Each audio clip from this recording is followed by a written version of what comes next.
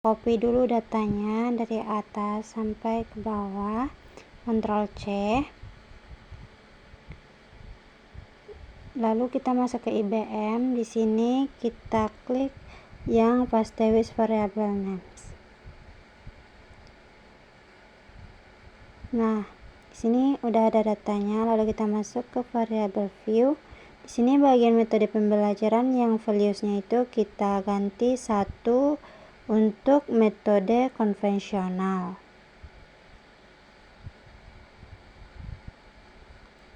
Dan 2 itu untuk metode modern. Lalu add. Nah, oke. Nah, di sini untuk bagian measure-nya kita ubah seluruhnya menjadi scale.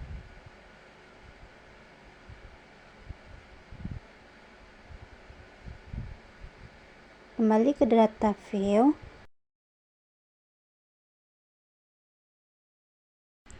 Nah, di sini dapat kita lihat ada beberapa variabel, yaitu variabel dependen dan independen.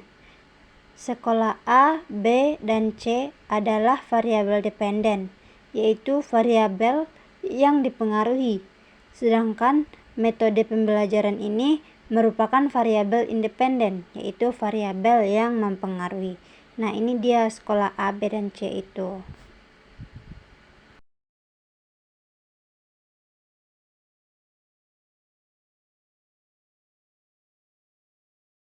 Nah, kalau ini adalah metode pembelajaran, yaitu variabel independen atau variabel yang mempengaruhi.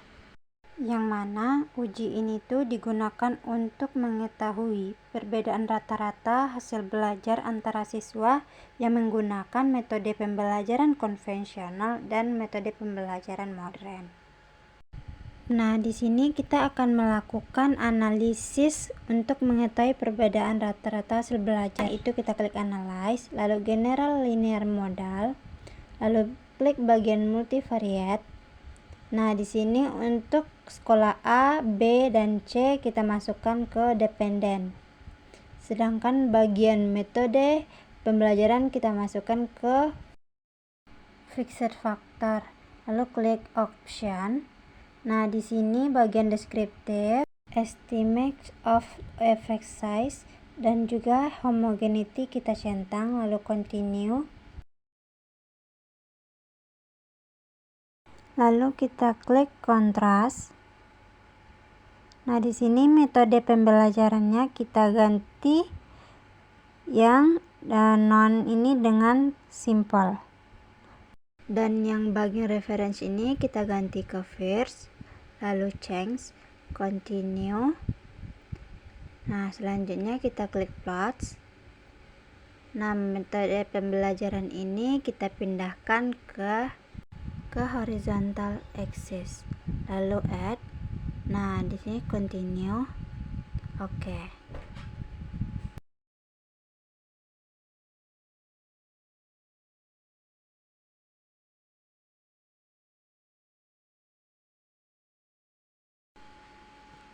Nah, disinilah hasilnya tadi. Tadi kan kita sudah memberikan kode 1 untuk metode konvensional dan 2 untuk metode modern.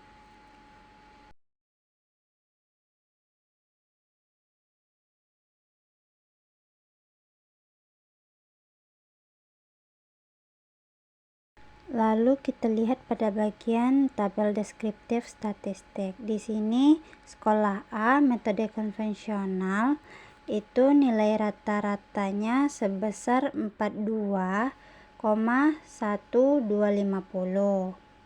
Sedangkan modern itu sebesar 41,3077.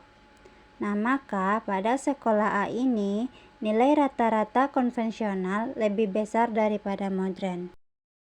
Sedangkan pada sekolah B nilai konvensionalnya itu sebesar 38,6921 yang menunjukkan nilai rata-ratanya lebih besar daripada metode modern. Pada sekolah C ini kita dapat melihat juga nilai konvensional itu lebih besar daripada nilai metode modern, yaitu sebesar 46,3077. Maka dapat kita simpulkan bahwa metode pembelajaran di sekolah A, B, dan C, nilai rata-rata metode konvensional lebih unggul daripada metode modern. Nah, selanjutnya kita beralih pada bagian box test of equality of covariance matrix.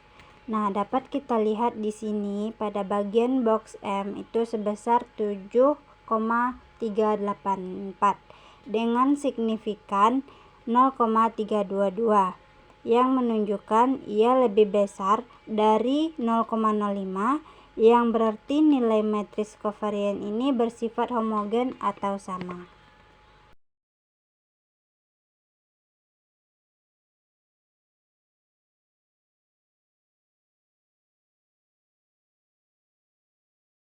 Selanjutnya kita beralih pada bagian multivariate test, yaitu di sini ada beberapa hal yang harus dipenuhi dalam uji MANOVA. Yang pertama itu pilar test.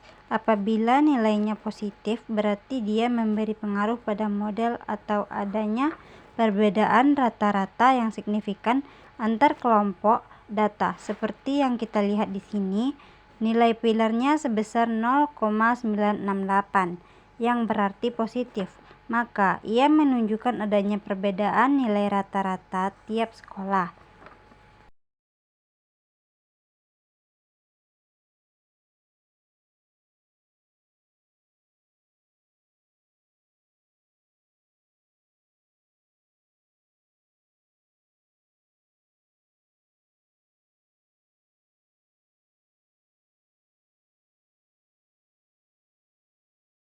Yang kedua itu ada Wix lambda, yaitu yang mana nilainya harus berkisar dari 0 sampai 1.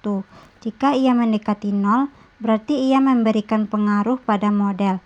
Namun, jika nilai lambda mendekati 1, maka ia tidak memberikan pengaruh pada model.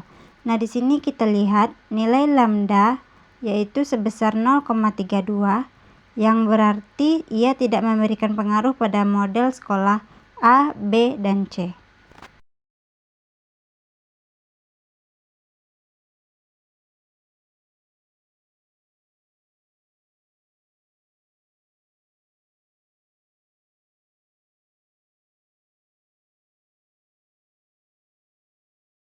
Yang ketiga itu ada Hotelling trace, yang mana ia harus lebih besar dari nilai pilar. Untuk melihat perbedaan yang mana, kalau nilai pilar yang lebih besar dari Hotelling, berarti ia memberikan pengaruh pada model. Di sini kita dapat melihat bahwa nilai Hotelling lebih besar dari pilar, yaitu sebesar 30,168.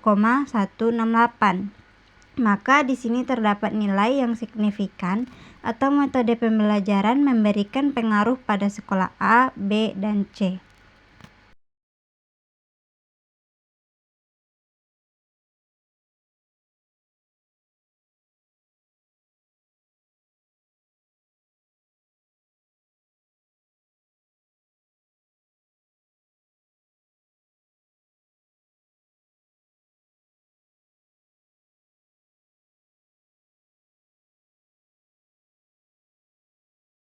Dan yang terakhir itu ada Royce-Larges-Rod.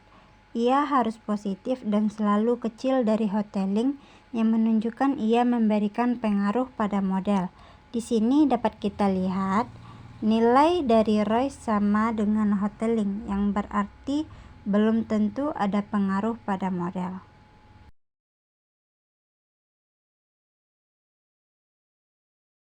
Nah, oleh karena nilai Royce dan Hotelling tadi sama, maka selanjutnya kita lihat pada bagian tabel.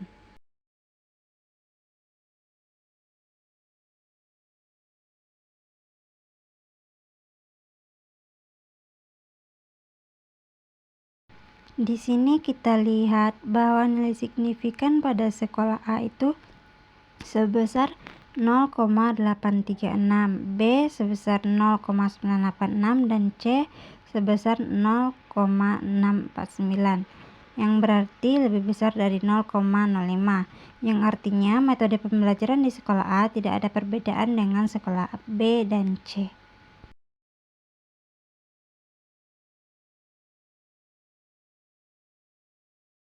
Nah, di sini dapat kita lihat bagian univariate test result. Di sini tuh kita lihat nilai signifikan sekolah A, B, dan C sama dengan nilai signifikan metode pembelajaran yang ada di test of between subject effect tadi, yaitu sebesar 0,836 untuk sekolah A, 0,986 untuk sekolah B, dan 0,649 untuk sekolah C.